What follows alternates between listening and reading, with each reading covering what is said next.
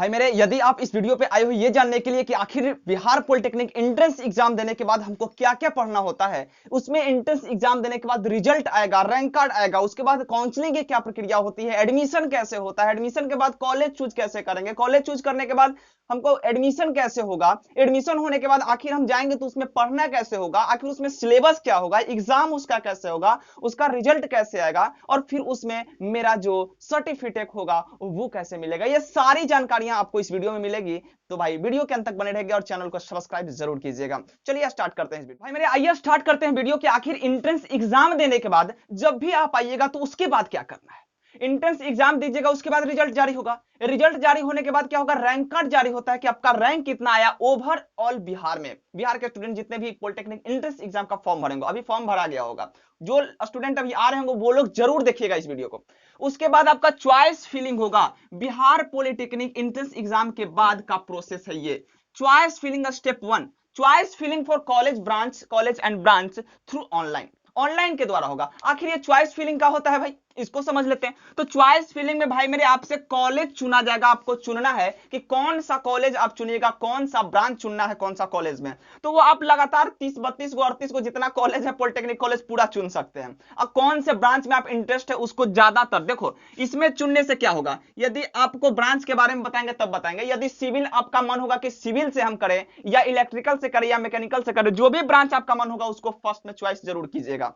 जैसे कि हम पॉलिटेक्निक कॉलेज यदि हम पटना का दे दें, एनजीपी पटना यदि हम दे दें, और या उसके बाद छपरा दे देते हैं, उसके बाद हम छपरा या कहीं भी मोतिहारी, भागलपुर, छपरा, गया, टेकारी जो भी है, यहां पे हम लगातार दे रहे हैं। यदि हमको मन है कि हम सिविल से करें तो क्या करना है, वहां पे सिविल से करना है तो पहले में सब में सिविल दे देना है, सिविल सिविल सिविल सिविल। उसके बाद हमको जब दूसरा चीज यदि है कि सिविल ना मिले रैंक के हिसाब से तो हम इलेक्ट्रिकल दे देंगे। ये सब का प्रोसेस आप ऐसे कर सकते हैं। चॉइस फिलिंग यही चीज है कि आपको कॉलेज कौन मन पसंद है, ब्रांच कौन सा पसंद है, और वो भी मिलेगा आपको तो रैंक के हिसाब से मिलेगा। अब रही बात कट ऑफ की, तो कट ऑफ का वीडियो भी आपको हम प्रोवाइड कर देंगे, ठीक है। देख भाई स्टेप 2 आते हैं। ये होने के बाद जब जो बिहार बोर्ड है, यहाँ डीसीईसी जो बोर्ड होता है बिहार पॉलिटेक्निक का, उससे आपका अलॉटमेंट लेटर जो जारी होगा, allotment letter of branch and college. आपका ब्रांच कौन सा मिला, कौन सा कॉलेज मिला, इसका अलॉटमेंट लेटर जारी होगा, और वही अलॉटमेंट लेटर लेकर के आपको कॉलेज में जाना है, और उसके बाद आपका तीसरा प्रोसेस जो है एडमिशन का प्रोसेस हो जाता है। अब रही बात यहाँ पे कुछ लोगों का कि अलॉटमेंट लेटर, अब ब्रांच कौन सा लेंगे, चॉइस फिलिंग की बात भी थोड़ा सा यहीं पे कर लेते हैं, ब्रांच की बात अच्छा से कर लेते हैं डिटेल में।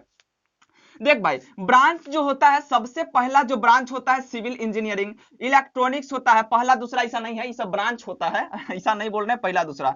इलेक्ट्रॉनिक्स हो गया, ऑटोमोबाइल हो गया, मैकेनिकल हो गया, इलेक्ट्रिकल हो गया, और कंप्यूटर साइंस इंजीनियरिंग हो गया। अब देखो कंप्यूटर साइंस इंजीनियरिंग है, यहां तक ये हो गया। इससे भी आगे भी ब्रांच होते हैं, जैसे एग्रीकल्चर के फील्ड में वगैरह वगैरह बहुत सारे ब्रांच है, जो कि अभी तक बिहार पॉलिटेक्निक जो कॉलेज है गवर्नमेंट पॉलिटेक्निक, उसमें अधिकतर जो होते हैं यही 6 ब्रांच मुख्यतः पढ़ाई होता है, और कुछ कुछ कॉलेज है जहां पे एग्रीकल्चर का भी पढ़ाई होता है मेरे भाई।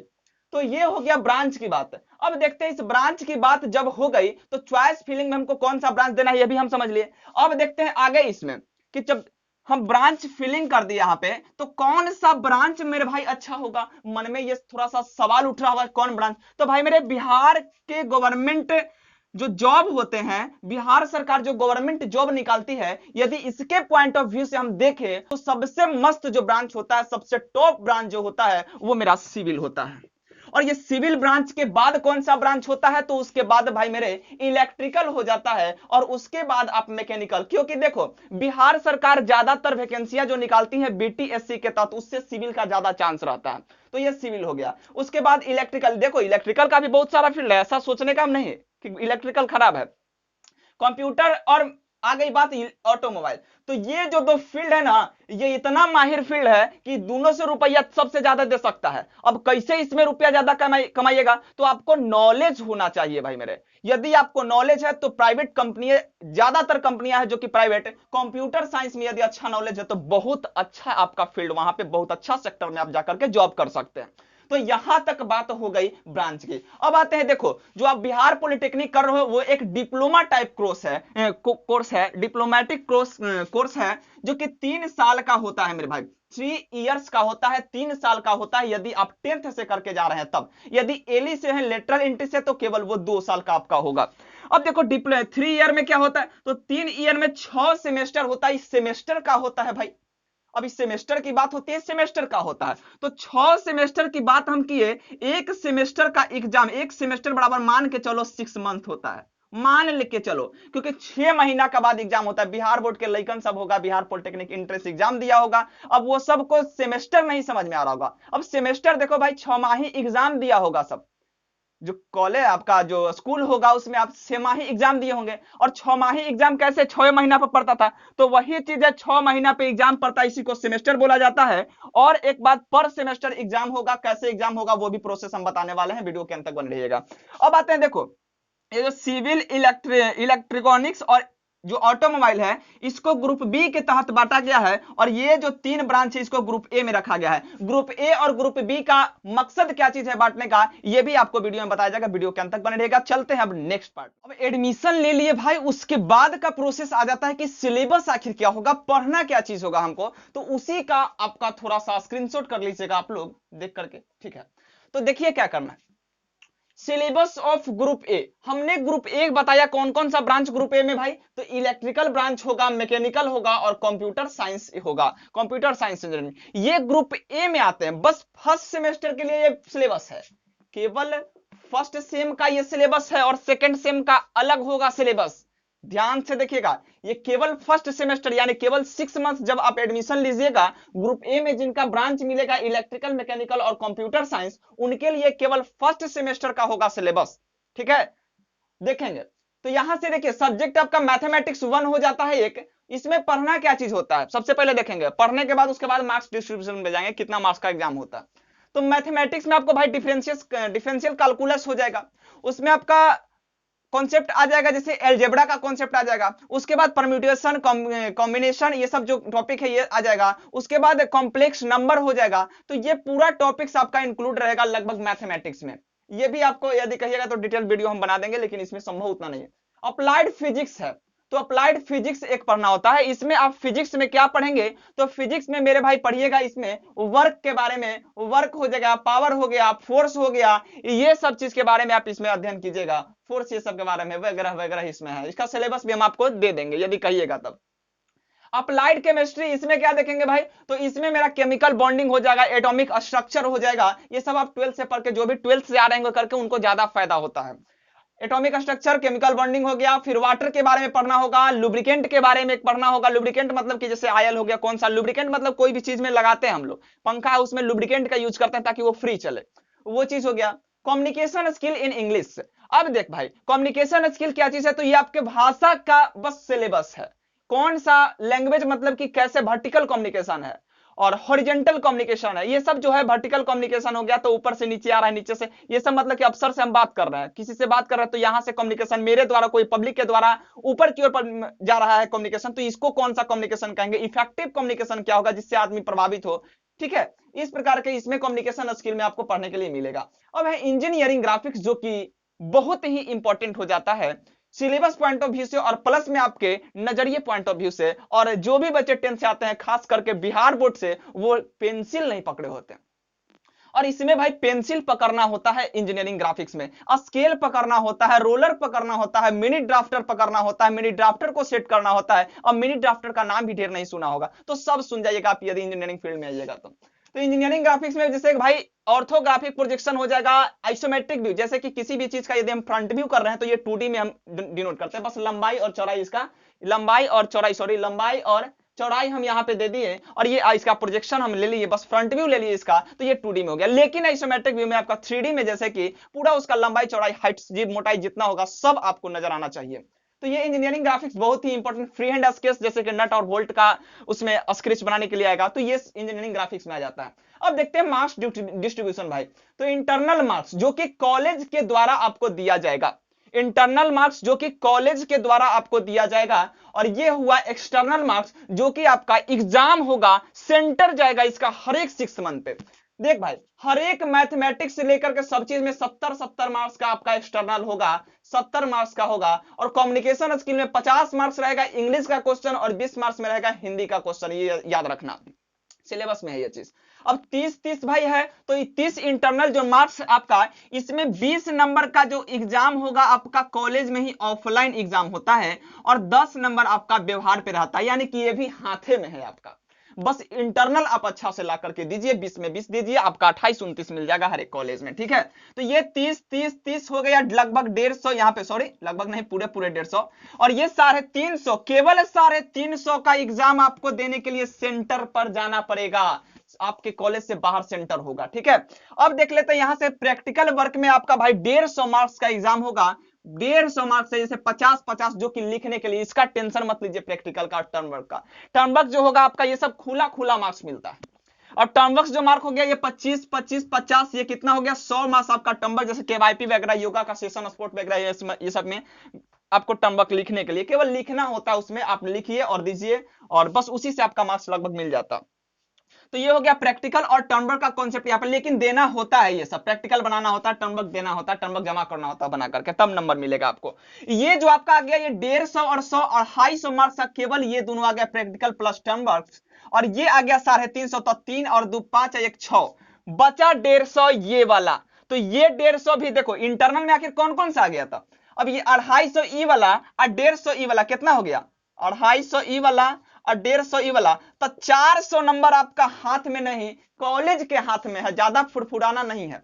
कॉलेज के हाथ में आपका 400 मार्क्स है, 250 प्लस 150 400, बस आपके हाथ में 350 मार्क्स है। और ये भी बता रहे हैं कि 100 मार्क्स भी आपके हाथ में, जब 20-20-20-20 इसमें से है 100 नंबर, ठीक है। तो यहां तक भी समझ में आपको आ गया होगा। और पूरा टोटल देखे ओवरऑल, तो 500 ई, सॉरी 400 ई, 350 ई, 750 नंबर का आपका एग्जाम होता है पर सेमेस्टर का। यहां से कंक्लूजन भी निकल गया, 750 मार्क्स का आपका एग्जाम होगा, उसमें आप जितना ला करके दीजिए, आपको 350 में जितना लाइए ना जी, इधर से 400 में 350 लगभग लगभग सबका मिल जाता है, ठीक है। तो ये मेन एक्सटर्नल पे आपको ध्यान देना है। तो ये हो गया ग्रुप ए का सिलेबस, और कैसे पढ़ना है वो भी आपको हम वीडियो लगातार अब जाते रहेगा, वीडियो रुकेगा नहीं। अब देखते हैं ग्रुप बी का सिलेबस। तो भाई मेरे अब देख लेते हैं ग्रुप बी का सिलेबस कि आखिर ग्रुप बी में जो लोग जाएंगे सिविल, इलेक्ट्रॉनिक्स और ऑटोमोबाइल का, उनको क्या पढ़ना होगा। और भी इसमें देखते हैं हम कट ऑफ, सॉरी पास मार्क का, कि कितने मार्क्स पे पास कीजिएगा, कैरी लगेगा, क्रॉस लगेगा कि नहीं, इसमें सेमेस्टर एग्जाम है, वो भी वीडियो के अंत तक बना रहेगा, पूरा चीज क्लियर हो जाएगा, पूरा कंफ्यूजन आपका दूर हो जाएगा। Syllabus of group B civil, electronics and automobile, subject first mathematics. इसमें पढ़ना क्या होता है, तो बस वही कैलकुलस का पोर्शन, इंटीग्रेशन का, जो कि 12th क्लास का जो करके आए होंगे उनको मालूम होगा, अलजेब्रा थोड़ा सा आ जाता है, कंटिन्यूटी लिमिट ये सब आ जाता है। अप्लाइड फिजिक्स, देख भाई अप्लाइड फिजिक्स में आपको इलेक्ट्रिक करंट के बारे में पढ़ना होगा, रेजिस्टेंस, जितना रेजिस्टिविटी ये सब पढ़े होंगे, चार्ज के बारे में पढ़ना होगा, ये सब चीज हो गया। और इसी में अप्लाइड फिजिक्स में इलेक्ट्रोमैग्नेटिज्म आ जाएगा, मैग्नेट क्या चीज होता है, ये सब का कॉन्सेप्ट इसको पढ़ना होगा। ऑप्टिक्स से भी थोड़ा थोड़ा लगभग आ जाता है। और ये भी मतलब फिजिक्स में लगभग लगभग 12th का इलेक्ट्रोस्टैटिक्स भी डाल दिया, कुछ कुछ पोर्शन बोले उसमें 12th क्लास का डाल ही दिया है। अब तीसरा में है इंट्रोडक्शन टू आईटी सिस्टम, ये कंप्यूटर का कोर्स हो जाता है, ठीक है, कंप्यूटर टाइप का नॉलेज ये सब है। फंडामेंटल ऑफ इलेक्ट्रिकल इलेक्ट्रॉनिक्स, ये कंप्यूटर बेस्ड नॉलेज, कंप्यूटर का नॉलेज ये बस आपको दे रहा है, ये दो चीज जो है। अब इंजीनियरिंग मैकेनिक्स क्या होता है, इंजीनियरिंग मैकेनिक्स भाई यही फोर्स से संबंधित चीज है, जो कि आपको सिविल वाले को आगे तक काम देता है, मैकेनिकल वालों को भी काम दे देता है आगे तक, ठीक है, सॉरी ऑटोमोबाइल वाले को, और मैकेनिकल जो ग्रुप ए में है उनको भी आगे काम देता है मैकेनिक्स का थोड़ा सा कॉन्सेप्ट। अब देखते हैं इंटरनल मार्क्स, तो बस वही कॉन्सेप्ट है, 150 मार्क्स का 30-30 नंबर भाई मिलेगा आपको इंटरनल, और जो कि 20 मार्क्स आपके हाथ में होगा, जो कि ऑफलाइन एग्जाम होगा आपके ही कॉलेज में। और 10 मार्क्स जो होगा, 10 मार्क्स सॉरी, वो होगा आपका टीचर के थ्रू दिया जाएगा 10 मार्क्स। और ये 20 और 10 30 में से आपको 28-29 लगभग मिल जाएगा, यदि अच्छा से आप एग्जाम इंटरनल दे देते हैं, अच्छा नंबर आता है तब। अब देखिए 30 3 5 15 यानी कि 150 मार्क्स का हो गया आपका इंटरनल, ये कॉलेज वाला केवल यहां। अब एक्सटर्नल में भाई 70-70 नंबर का एग्जाम होता है, जिसमें आपको 28 नंबर लाना है आपको। जो एक्सटर्नल एग्जाम आपका सेंटर जाएगा, और सेंटर के थ्रू वहां पे आप जाकर के, सेंटर जाकर के मतलब कि दूसरे सेंटर पे दूसरे कॉलेज में आप एग्जाम दीजिएगा, और वहां से आपका नंबर मिलेगा, जो कि 28 से कम नहीं रहना चाहिए। यदि एक को सब्जेक्ट में 28 से कम आ जाता है तो कैरी लग जाएगा, जिसको क्रॉस भी हम बोल सकते हैं ठेठ हिंदी में, सॉरी ठेठ इंग्लिश में बोल सकते हैं। अब देखो, अब इसमें हो गया, लेकिन एक चीज और क्या चीज है कि ओवरऑल सब्जेक्ट में भी आपका 40 से कम नहीं आना चाहिए। ये ना कि यानी 28 से पार कर दिए, यानी इंटरनल में काट लिए। अब इंटरनल में इंटरनल एग्जाम में देवे नहीं गए तो वहां से तो नंबर काट ही लेंगे टीचर लोग। तो ये हो गया आपका इंटरनल भी भाई कि 40 number, sorry 40 number pass marks in subject 40 marks से कम नहीं आना चाहिए। हर एक जो आपका सब्जेक्ट होगा उसमें एक्सटर्नल जो एग्जाम देने जाइएगा आप 70 नंबर का आपका एग्जाम होगा। एक्सटर्नल एग्जाम केवल 350 मार्क्स का आपका होगा, केवल 350 मार्क्स का आपका एग्जाम होगा। और ये 150 तो कॉलेज में हो जाएगा, यानी 350 वाला केवल सेंटर अलग जाता है, बस याद रखिएगा। अब ये देखिए 28 मार्क्स लाना अनिवार्य है, यदि कम आया तो कैरी लग जाएगा। अब कैरी लगेगा तो क्या होगा, इसका भी वीडियो हम बना देंगे, ठीक है। तो 350 का एग्जाम ये हो गया। अब देखते हैं प्रैक्टिकल भाई, तो प्रैक्टिकल 200 जो कि आपको लिखना होगा। प्रैक्टिकल मैथ छोड़ा के सब इसमें प्रैक्टिकल है ग्रुप बी में। अब देखिए टर्मवर्क क्या होता है, तो टर्मवर्क में 20 20 40 10 50 3 गो टर्मवर्क होगा, 50 मार्क्स का, बस लिखना होता है। वो लिख करके जॉब वगैरह हम लोग को था, जॉब वगैरह जमा करना था, तो वो सब चीज नहीं है। ग्राफिक्स में भी होगा शायद, इसमें ग्राफिक्स नहीं है, नहीं है तो ग्राफिक्स नहीं, इसमें मैकेनिक्स होगा क्या, और योगा स्पोर्ट टाइप का कुछ होगा, केवाईपी वगैरह होगा। तो यहां तक ये कॉन्सेप्ट आपका क्लियर हो गया टर्मवर्क का भी। तो देखिए ये तो प्रैक्टिकल का मार्क्स है और टर्मवर्क का मार्क्स है, ये भी आपका कॉलेज देगा, यानी कितना हो गया 250 मार्क्स। यहां से भी कॉलेज से मिलेगा, तो 250 या 150 कितना हो गया, 250 या प्लस 150 यानी 400 मार्क्स आपका कॉलेज से मिलेगा। और आपको फाइट कितना पे करना है, 350 केवल। अब 350 में आप जितना लाइए, 400 में से आप जितना अच्छा परफॉर्मेंस कीजिएगा इंटरनल में और व्यवहार अच्छा रखिएगा, उस हिसाब से आपको 400 में से दिया जाएगा। 400 ही और 350 इंटरनल सब मिला करके 750 का आपका टोटल एग्जाम होगा। और उसके बाद रिजल्ट प्रकाशित किया जाएगा ओवरऑल 750 को देख करके कि कितना आप ला रहे हैं, 600 ला रहे हैं, 550 ला रहे हैं, कितना आप ला रहे हैं। तो देखो ये हो गया आपका ग्रुप बी का सिलेबस। भाई मेरे इतना चीज आपको पढ़ना है और इसी वे में आपका एग्जाम होने वाला है। और हाँ ये 28 मार्क्स वाला ये सब ध्यान देना, तने सुन 70 में 28 कम नहीं। अब एक डाउट सबको क्या लग रहा होगा कि पॉलिटेक्निक में जब एडमिशन ले रहे हैं हम, तो उसमें भैया इंग्लिश में लिखना होगा या हिंदी में लिखेंगे तब पास हो जाएंगे। भाई मेरे फर्स्ट और सेकंड सेमेस्टर आप इंग्लिश या हिंदी में भी दे सकते हैं, लेकिन यदि इंग्लिश में आप दीजिएगा तो थोड़ा सा मार्क्स अच्छा उठेगा, ताकि जो एग्जामिनर रहते हैं चेक करने वाले वो आपको देखेंगे, थोड़ा सा अच्छा लगता है। और जो इंग्लिश होता है आपको इंग्लिश पकड़ना है, या तो आप फर्स्ट सेमेस्टर में पकड़े या सेकंड सेमेस्टर में पकड़े, या आप थर्ड में पकड़े या फोर्थ में पकड़े, इंग्लिश तो आपको पकड़ना है, क्योंकि इंजीनियरिंग की पढ़ाई अभी बिहार में केवल इंग्लिश में होती है, हिंदी में नहीं होता है।